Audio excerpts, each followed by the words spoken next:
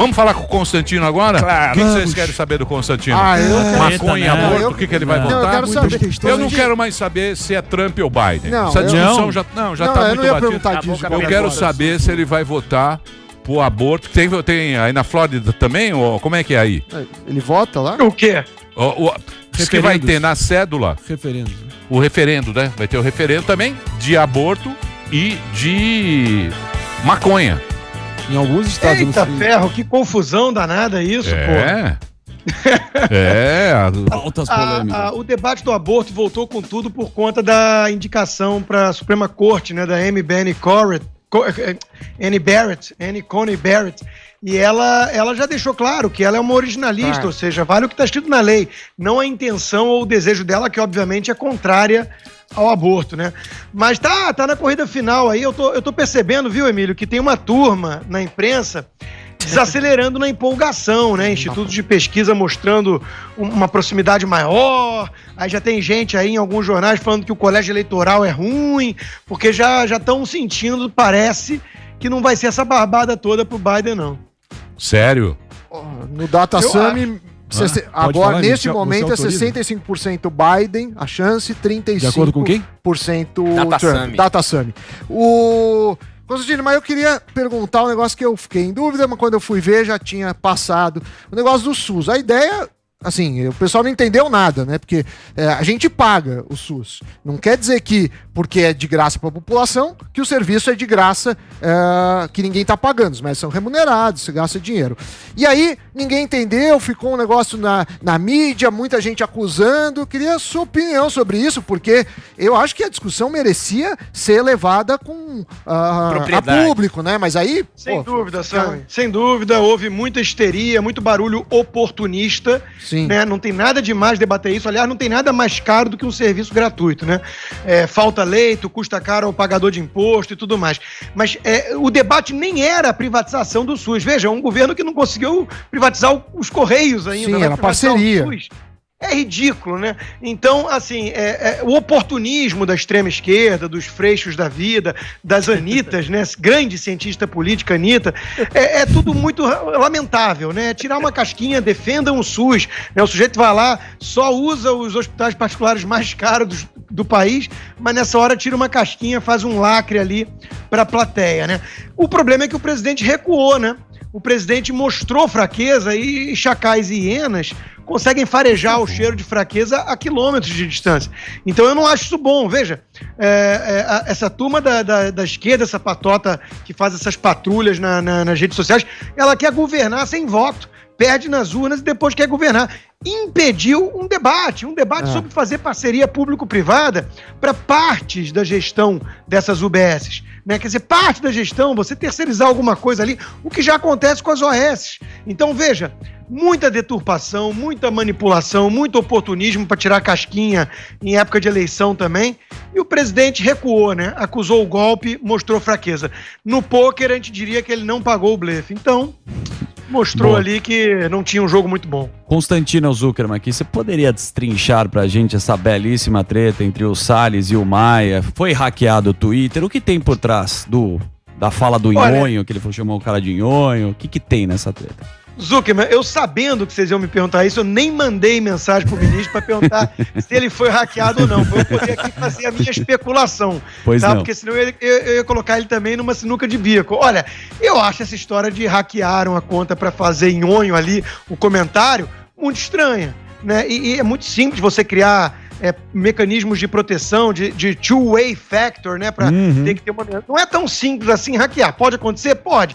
Mas o sujeito ia se dar o trabalho de hackear a conta do ministro para colocar em nhonho. Me parece que ele anda ali muito atacado, né? Muito fritado, e ele tá reagindo com o fígado nas redes sociais. Acho que a melhor coisa que ele fez foi mesmo suspender, por enquanto, as redes sociais. Veja, eu posso chamar o nhonho de nhonho, mas não pega bem ele chamar, né? Apesar do que me incomoda no Brasil, essa afetação toda, acho que o professor Olavo, que tá aí, pode dizer melhor isso, né?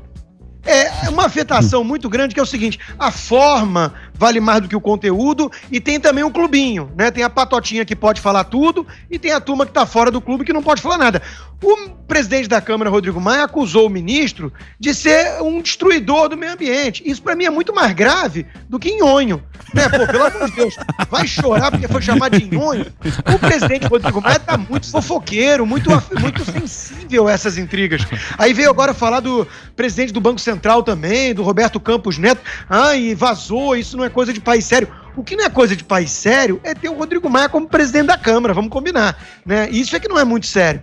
Agora, ele tá cheio de futrica, cheio de dedos nas redes sociais. Eu recomendei a ele diretamente. Falei, ô presidente, Rodrigo Maia, será que não seria o caso de você se retirar um pouco dessas fofocas e intrigas também? Nós temos uma pauta de reformas aí urgente, né? Urgente. E alguém não está pautando. Ele diz que a culpa é do governo, da base do governo, do centrão. Cada um aponta dedos. E o que a gente sabe, né, é que a pauta não está andando. E o Brasil precisa dela. Mas e você é um cara bem equilibrado nas redes sociais. É isso que eu ia falar. Eu não sou ministro. Mas ele é jornalista. Olha, a CNN... Mas você não acha que tem essas tretas? Eu tava pensando por que tem essas tretas. Eu acho que é porque personaliza. Então o nhonho... Ele cava. Quando o nhonho tá nas redes sociais, ele é um nhonho. E o ministro é o ministro. Então fica uma... Eles não tem a instituição ali. Entendeu? Então a rede social, ela faz... Por isso que as pessoas brigam. Bonita essa imagem. Se é processo, vai no seu, viu? Mas você não acha, Emílio, que ele cava esse pênalti? O Maia, ele gosta? Oi? O ponto do Emílio é muito bom, porque tá acontecendo uma região misturada ali, uma coisa meio blurred, né? Meio misturada mesmo. Que o próprio Trump, né, foi parar na justiça, foi parar no Supremo aqui, se ele ali escrevia como presidente oficial ou se era uma conta do cidadão. Porque ele começou a anunciar políticas oficiais pelo Twitter. Aí ele pode ou não pode bloquear um jornalista, por exemplo. Isso virou debate de Suprema Corte. Então, acho que o Emílio tem um excelente ponto, né? A gente esquece, às vezes, que ali, né, quem está falando é um pouco o chapéu que a gente usa institucional também. Né? Claro, eu sei que tem gente que até liga aí pra Jovem Pan pra reclamar de mim. Aí o Tutinha fica desesperado e fala, no Twitter a gente não pode falar nada, não. Né? O Twitter é do cara, porra. Então, assim, mas eu sou associado de alguma forma a esse microfone que eu uso. Então, tudo isso é uma novidade pra gente. Sim. Nós estamos aprendendo. Só complementando, ele falou que usaram as redes dele, falou com a BIM, que é a agência de inteligência, e agora a CNN falou que auxiliares de Salles disseram que alguns assessores tinham a senha. Então, o ministro já falou para os seus aliados e interlocutores que a postagem foi feita por um ex-assessor de sua campanha em 2018, então não foi crime, que foi quando ele disputou, sem sucesso, segundo a CNN, né, que escreveu isso, uma vaga na Câmara pelo Partido Novo. A gente sabe daquela confusão. E então ele falou que não vai seguir com crime, já sabe quem foi e que oportunamente pode revelar o nome de quem invadiu o seu Twitter. Na verdade não invadiu, ele tinha a senha, né? E o ministro não mudou. É uma crise. Nhonho virou crise. Tem pergunta, Marinho? Evitando aquele assunto que você não é muito chegado. Qual vamos assunto? Falar sobre... Trump? Qual será? Não, ele falou. Você vai... Pô, imita o Ciro Gomes aí, ô André. Ciro Gomes fez as pazes. Deixa eu perguntar pra você. Pra você se borrar na calça ao vivo? Pera lá, pô. Pera lá. Deixa eu perguntar pra você. Você acha que a New Left, agora, com essa... que a gente viu, Lula...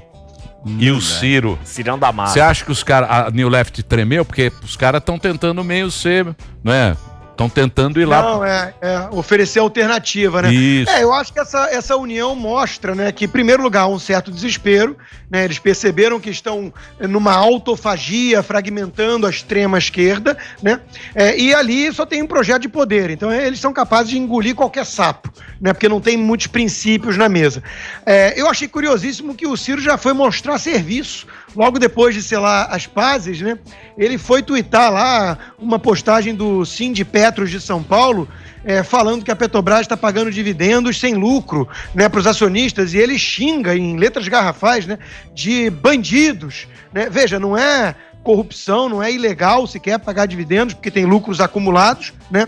A lei prevê isso. O que a lei não prevê é tomar de assalto a estatal para o Petrolão, que quase destruiu a empresa. Mas ali o senhor Ciro Gomes não ficou muito indignado. É ou não é, senhor Ciro Gomes? Repare bem, vocês estão esterilizando o nosso povo mais sofrido, combalido, desacorçoado, humilhado, correndo rapa, vivendo do biscate. Pera lá um pouquinho, Costa Bosta. Pera lá, rapaz. Porra. E os mineiros de Quixeramobim? E os homens do campo do Pampa Gaúcho? Que não fica aí ar-condicionado na Flóridazinha aí, batendo palma. Sensacional. Pera lá um pouquinho, rapaz. Tem pergunta? Quero fazer uma pergunta, outro professor. Opa, Constantino. professor Olavo. Constantino, tô adorando você no 3 em 1, porra. Tem que estar. Daqui a pouco eu falei pra você que você ia virar eu no futuro. E ainda continuo com essa aposta, tá certo? Mas o negócio é o seguinte, Constantino. Eu quero te perguntar uma coisa, quero saber se você tem esse estudo, tá certo? Porque o negócio eu quero perguntar da Europa, da questão do islamismo. Porque parece que a Europa não entende a periculosidade do islamismo que eu falo desde 94, porra. Queria saber a sua opinião sobre isso, porra. Olavo tem razão. Eu sempre tenho, porra. Essa Olavo tem razão. Olha, existe uma guerra cultural, né? Uma guerra até espiritual, religiosa, né?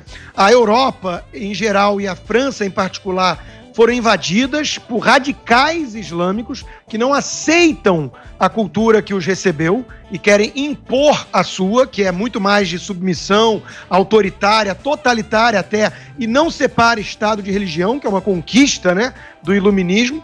E nós estamos vendo aí o quê? Nós estamos vendo isso aí. Agora, num espaço de dias, um professor morto por mostrar uma caricatura de Maomé, e agora 3 pessoas mortas dentro de uma igreja em Nice, uma delas decapitada, né, praticamente, porque existe a cristofobia que não pode se falar. O presidente Bolsonaro falou na ONU, mas não existe, né? Não existe. Existe o quê? A islamofobia. O que é isso? Criticar o Islã. Então, é um duplo padrão absurdo. O Macron percebeu a gravidade da coisa, parece que de forma muito tardia, subiu um pouquinho o tom, mas está delegando a responsabilidade para cuidar desse problema a entidades ligadas ao Islã. Então não vai sair daí a solução. É preciso ter clareza moral, é preciso entender que existe a islamofobia, o islamofascismo. E o que é isso, né? Isso é muito mais grave do que a islamofobia. O islamofascismo é uma união de uma visão totalitária da extrema esquerda, né, com essa visão do Islã. E isso está produzindo o quê? Está produzindo um movimento de intolerância que está atraindo jovens de classe média. Não é essa coisa de problema material, né? Isso é visão de materialista. O Olavo tem razão nisso. Claro. O buraco é muito mais embaixo. Né? Então, se a gente não tiver clareza moral, como tinham alguns durante a Guerra Fria, para entender onde estava o problema, né, nós estamos de novo vivendo uma grande ameaça ao Ocidente, à civilização ocidental. E se a gente achar que vai resolver isso com um discurso bonitinho da ONU, nós vamos ser varridos do mapa. Isso é louco também na Europa, né? O jovem agora, na nossa época dos mais velhos, era sexo, drogas e rock and roll. Era assim que você demonstrava a rebeldia. Hoje em dia esses caras ir pro Estado Islâmico. É louco isso, né? Mas como é que se chegou a isso? Um grau de alienação, né? Um grau de alienação e esgarçamento desses valores, desse tecido social no Ocidente, que colocou muita gente fragilizada e procurando alguma resposta absoluta, alguma ideologia totalitária, né? Já foi o fascismo, já foi o comunismo, já foi o nazismo e hoje é o islamofascismo. Então esse troço é muito perigoso. Agora, o mais louco de tudo, Emílio, é ver movimentos de minorias como LGBT e tudo mais endossando esse troço. Eles não sabem qual é o destino, não, do gay num país dominado pelo Islã. Não é bonito. Então, assim, é um grau de... o denominador comum dessa turma toda, dessa união nefasta, né, entre essa esquerda identitária e o Islã, o denominador comum é o quê? Demonizar, né, o legado ocidental, que para eles é paternalista, dominado pelo homem branco, heterossexual, essas coisas todas. Então, para isso, eles não se importam nem mesmo de dar as mãos àqueles que querem destruí-los. É um negócio louco. Um negócio louco. Então, onde é que essas minorias têm mais garantias, seguranças, liberdade de expressão e tudo mais? É no Ocidente. É no Ocidente, liberal, nas democracias liberais do Ocidente. Então, mas como é que o Macron vai sair dessa ratoeira? Porque o que cresce também é a extrema-direita, né? Porque quando o cara começa, o afegão médio, o cara que tá lá, o francês, velho, ele começa a ver aquilo, ele começa a ver um outro discurso, ele tende a ir pra Le Pen, ir pra esse lado.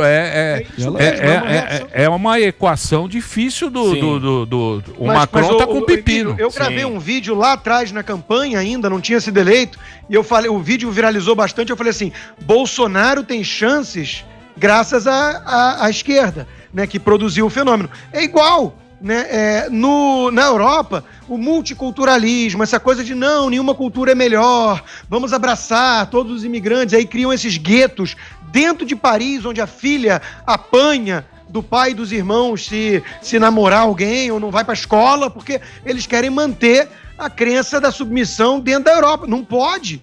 Nós temos que reagir a isso. Então, essa coisa da imigração, da política identitária, multiculturalismo, tudo isso foi gerando o quê? O fenômeno Le Pen. Então, é óbvio que essa postura do isentão, essa postura do cara, não, deixa disso, veja bem, quem é a gente para dizer qual lado está certo, qual lado está errado, é isso que alimenta uma reação mais extremada à direita, uma direita nacionalista, é óbvio. Então, qual é a resposta decente? É a turma do centro deixar de ser acovardada e entender que precisa defender com mais firmeza o legado ocidental, que é um legado que merece ser defendido, e parar de ficar acendendo vela, né, para essa patrulha radical aí dos wokes, né, da turma extremista. Então tem que parar com isso. Eu acho que a culpa é do isentão. Tucano, para mim, é responsável pela emergência do PT. E aí o Tucano, fazendo vista grossa, falou, não, o Lula e o Bolsonaro são equivalentes. Alimenta o bolsonarismo, porque é ridícula essa narrativa. Então os tucanos são os grandes culpados. Tá feito aqui meu diagnóstico. Ô Constantino, mas dá pra separar o Islã razoável, né? O Islã moderado do Islã radical?